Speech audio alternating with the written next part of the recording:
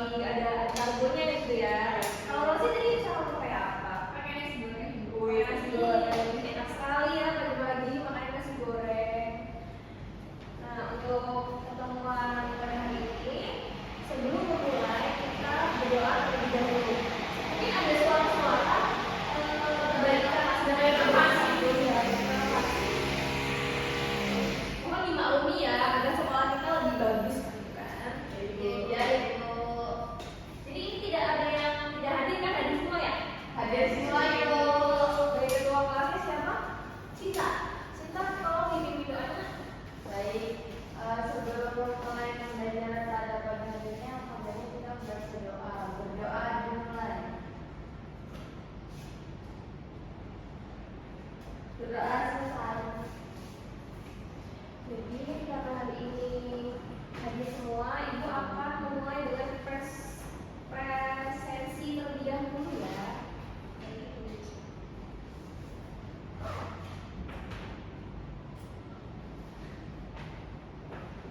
Agnia, hadir ibu. Rosi, hadir ibu. Latifa, hadir ibu. Hadir ibu. Jadi hari ini kan kita mau belajar mengenai analisis teks kritis, membedah fakta, fiksi, opini, dan asumsi. Kira-kira pada pertemuan kemarin kita itu belajar tentang apa ya? Pantun. Pantun, benar. Pantun itu apa sih? Kira-kira pantun itu apa? Ada yang bisa menjelaskan? Pantun itu karya sastra yang bersajak AB-AB, betul. Jadi puisi, ya betul. Jadi puisi itu adalah sebuah karya sastra. Pantun, jadi pantun itu adalah sebuah karya sastra yang berisikan 4 baris. Dalam satu baris terdapat 4 baris yang bersajak AB-AB, bisa juga AAA. Lalu pada pantun sendiri itu terdapat 8 sampai 12 suku kata seperti itu ya. Karena anak-anak sudah memahami materi kemarin, kemarin, hari ini kita beralih kepada analisis. Apa yang bila terganggu memang itu sedikit berisik gitu ya. Analisis, jadi kita akan membahas mengenai analisis teks. Kritis, membedah fakta, fiksi, opini, dan asumsi.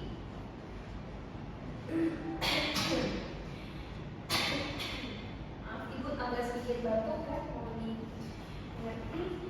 Jadi definisi sendiri itu pengetahuan, nilai, dan kebiasaan yang diwariskan turun-temurun dari pengalaman lokal. Lalu contoh temanya itu filosofi, kuliner seperti yang ada pada buku cetak. Karena buku cetak yang mungkin belum ada ya, bisa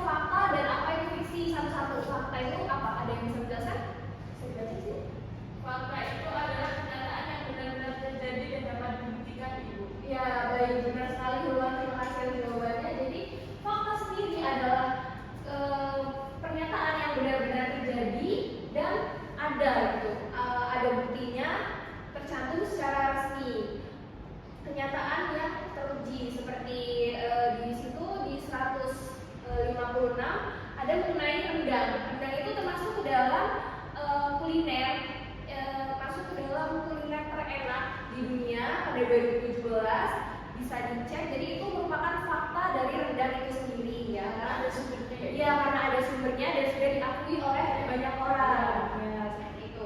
Jadi ya, fiksi ini adalah rekaan atau hayalan, pernyataan yang merupakan rekaan atau imajinasi penulis. Jadi kalau kita membuat rekaan suatu adegan di dalam pemikiran kita, dalam misalnya saya sedang membuat cerita di dalam pemikiran saya bahwa di dunia dongeng, fiktif atau kelinci yang bisa berbicara, kura-kura yang cepat larinya seperti kelinci dan kura-kura itu kan termasuk ke dalam fiksi ya. Membangun tokoh, iya benar, tidak terbukti kenyataannya, baik gitu ya. Tadi apa ada yang bisa mengulangi fiksi itu apa? Seperti yang Ibu jelaskan barusan? Rekaan, iya. Baik, terima kasih ya. Imajinasi penulis dan tidak terjadi di dunia nyata. Ya benar sekali Bu Maria. Nih kan membangun tokoh, alur dan konflik cerita ini merupakan dari fiksi, rekaan, hayalan. Contohnya Sal dan Nina dalam cerpen Rendang Buatan Ibu, tokoh adalah rekaan. Rendangnya sendiri ini merupakan fiksi karena benar adanya. Buatan Ibu ini tokoh yang dibuat oleh penulis seperti itu. Lalu di sini ada fakta dan fiksi. Fakta ada yang bisa bantu Ibu untuk membacakan? Jadi itu masih bersangkutan dengan halaman 156. Ya, kita bacakan Mbak. Fakta dan fiksi dalam cerpen. Fakta, rendang yang merupakan makanan khas Padang atau Minang.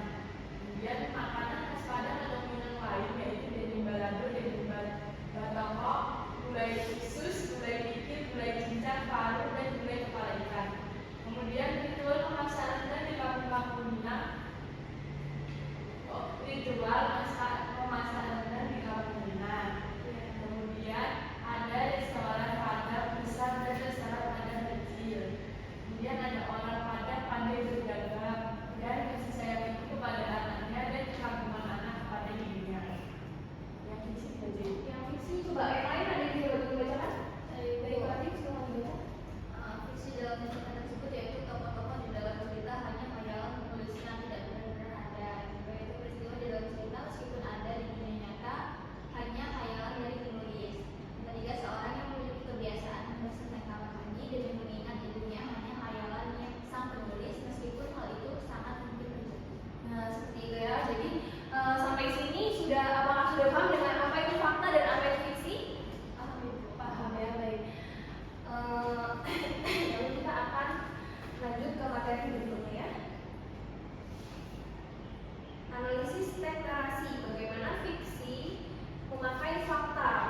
Contohnya itu konflik batin, tokoh Sal yang membersihkan kamar mandi untuk mengenang ibunya.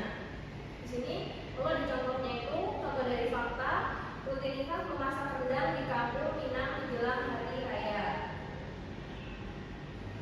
Lalu opini dan asumsi. Opininya itu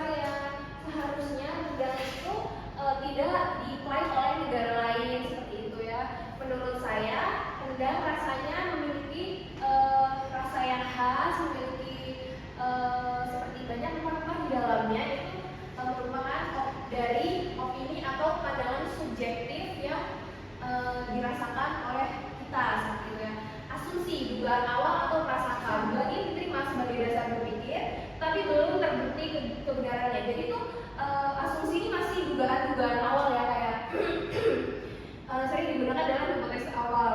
Contohnya mengklaim budaya memiliki motif politik tertentu. Jadi bisa dimengerti bagaimana asumsi itu dugaan awal atau prasangka. Kayak ada yang bisa memberikan contoh dari asumsi? Sepertinya Ya seperti jadi hanya dugaan. Belum ada bukti sebenarnya. Benar sekali ya Hulwan. Jadi masih masuk ke dalam masih sangkut pautnya dengan fakta dan fiksi seperti itu ya. Seperti dugaan belum diklaim oleh negara, seperti apa ya? Reok Ponorogo itu sepertinya milik Indonesia karena belum ada di UNESCO. Jadi itu tuh masih dugaan seperti itu ya. tapi itu kan Tapi dia fakta karena baru Ada kita. lagi contohnya yang lain. itu aja korupsi, misalnya berarti semua pemerintah tuh korupsi. Nggak ada soal Oh iya. Jadi asumsi sendiri itu adalah dugaan, baru dugaan belum yang sesuai fakta. Contohnya seperti korupsi gitu. Dewan Perwakilan Daerah dari daerah A ternyata berkorupsi menurut asumsi dari seperti itu ya. Itu masih termasuk ke dalam asumsi. Analisis teks informasi kunci kritis di era digital. Dalam teks non-fiksi, opini wajib didukung fakta. Jika tidak, itu hanya menjadi asumsi yang lemah. Jadi antara fiksi, fakta dan fiksi, lalu asumsi dengan opini itu harus saling berkaitan untuk menguatkan satu sama lain. Seperti cek sumber, bandingkan informasi, primer, sekunder, tersier. Sumber premier, jurnal, riset, dibuat dari pada sekunder artikel. Ini termasuk ke dalam fakta ya, fakta yang nyata seperti itu. Lalu filter opini yang kuat datang dari ahli atau pakar yang menggunakan bukti. Opini tanpa bukti hanyalah asumsi seperti itu. Apakah sampai sini jelas? Jelas itu. Jelas.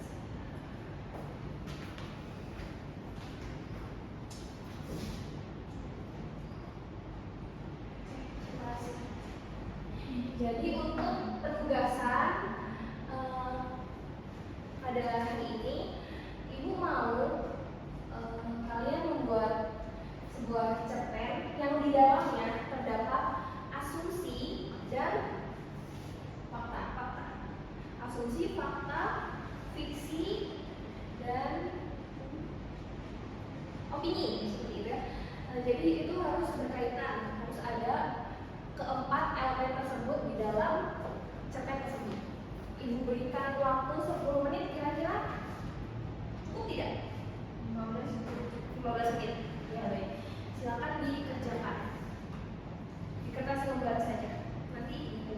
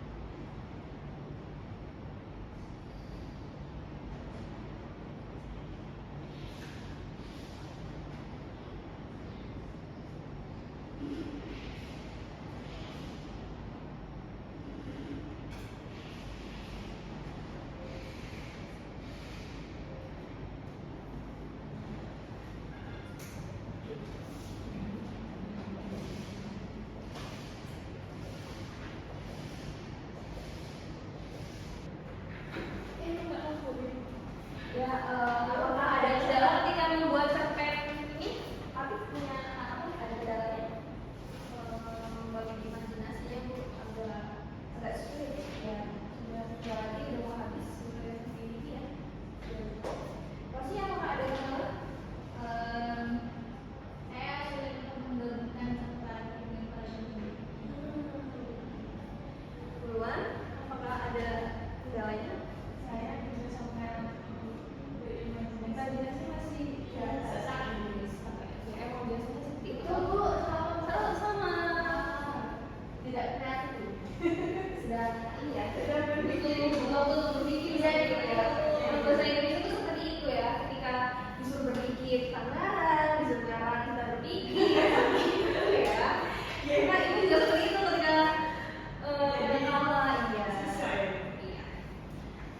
Sudah, sepertinya waktunya sudah habis. Boleh dikumpulkan hasilnya.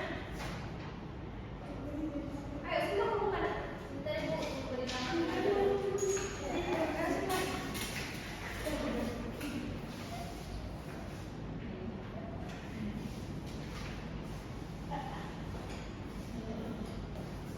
Terima kasih ya Sinta. Sama-sama ya Bro.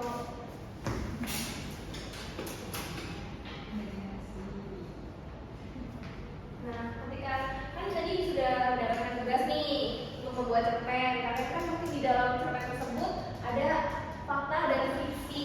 Bagaimana sih menurut kalian cara meletakkan fakta dan fiksi atau opini dan asumsi ketika di cerpen itu sulit atau tidak? Boleh minta tanggapannya? Berarti sulit.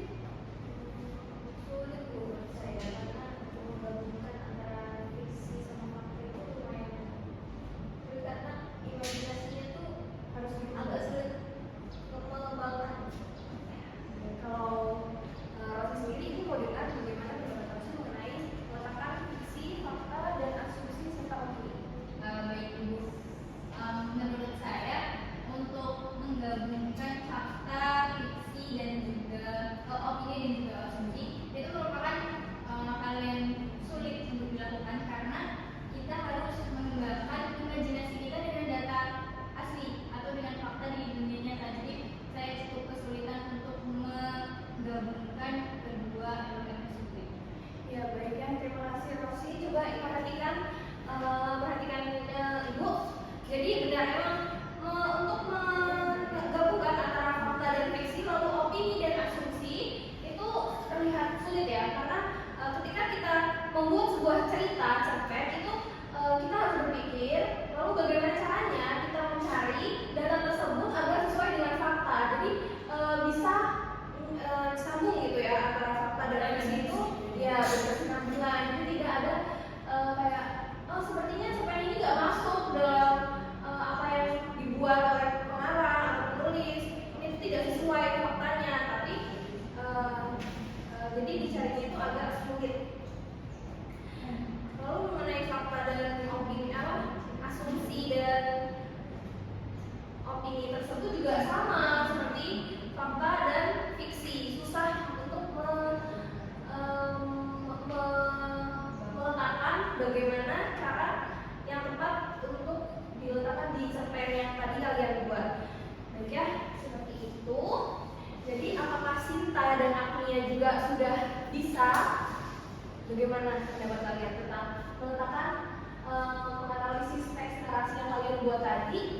Jadi saya menanyakan kesusahannya. Tadi kan Ibu juga sudah ditanya kesusahan saya dalam membuat cerpen. Nah, sama seperti Lata dan Rosi lebih susah menggabungkan antara fakta dan fiksi dalam satu cerita gitu. Kalau fakta kan pasti berdasarkan pengalaman kita gitu. Nah, kalau fiksi itu lebih ke imajinasi kita gitu. Jadi mungkin karena kurang kreatif dan kurang berlatih, jadi saya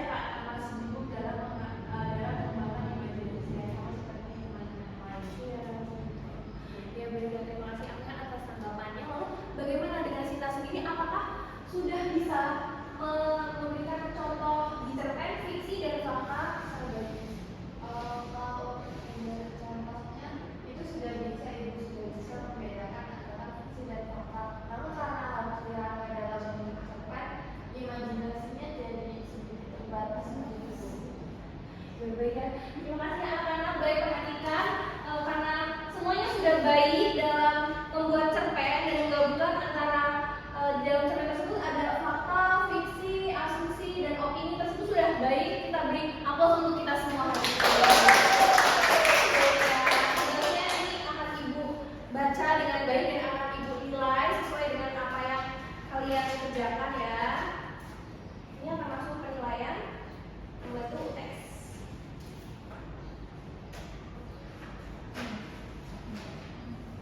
Nah, untuk karena kita sudah banyak belajar nih tentang asumsi, fiksi dan fakta, apakah ada yang bisa menyimpulkan secara keseluruhan? Itu butuh satu murid yang bisa menyimpulkan dari awal hingga akhir temuan pada ini. Siapa yang isinya?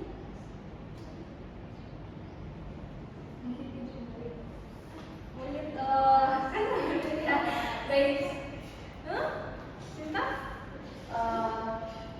Bebas. Boleh minta tolong itu disimpulkan kita pada hari ini. Baik, hari ini kita sudah belajar mengenai tadi materi mengenai perbedaan antara fakta, kemudian dengan fiksi, terus tadi juga kita sudah belajar mengenai opini dan juga asumsi. Terus tadi juga itu sudah memberikan penugasan kepada kami untuk membuat cerita pendek untuk membedakan bagaimana bentuk dari fiksi, bentuk dari fakta. Ya baik, terima kasih Sinta sudah berani menyimpulkan. Tangan dulu dong buat teman-temannya. Oke, ya, hari ini pertemuannya sudah cukup untuk hari ini. Lalu minggu depan kan ada UTS ya, UTS lalu minggu depannya lagi kita sudah masuk ke dalam pembuatan drama seperti itu ya. Jadi nanti bisa ditunjukkan lagi teks ini. Bisa dibaca materinya, jangan lupa belajar untuk minggu depan karena UTS ya. Baik Ibu. Jadi untuk penutup perjumpaan kita pada hari ini, ketua kelas mohon ditutup dengan berdoa. Baik, karena pelajaran hari ini telah selesai, mari kita tutup pelajaran ini dengan membaca doa. Berdoa dimulai. Berdoa selesai. Jadi karena pertemuan kita pada hari ini sudah berjalan dengan baik, Ibu harap kalian tetap semangat dalam menjalani hari-harinya dan mata pelajaran selanjutnya juga bisa seperti ini ya, aktif berdiskusi, bertanya dan dapat menyimpulkan dengan baik, gitu ya. Habis itu pelajaran apa? Fisika ya Ibu. Fisika, waduh pusing sekali ya. Habis Ibu lalu fisika, ya Ibu. Semangat ya. Tadi bisa istirahat dulu. Setelah ini lalu melanjutkan mata pelajaran yang selanjutnya. Sekian dari Ibu. Wassalamualaikum warahmatullahi wabarakatuh. Waalaikumsalam warahmatullahi wabarakatuh. Terima kasih.